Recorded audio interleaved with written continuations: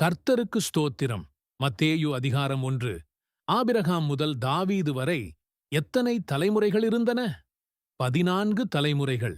தாவீது முதல் பாபிலோனுக்குச் சிறைப்பட்டுப் போனது வரை எத்தனை தலைமுறைகள்?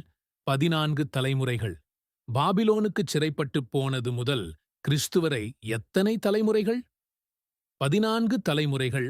யோசேப்புக்கு நியமிக்கப்பட்டிருந்தது யார்? மரியாள். யோசேப்புக்கு சொப்பனத்தில் காணப்பட்டது யார்?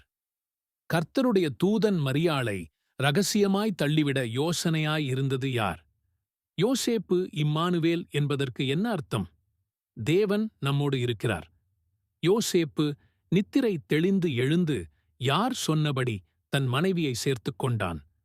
கர்த்தருடைய தூதன் யோசேப்பின் மனைவி யார்? மரியாள். யார் மூலமாய் கர்த்தராலே உரைக்கப்பட்டது நிறைவேறும்படி இதெல்லாம் நடந்தது? தீர்க்கதரிசி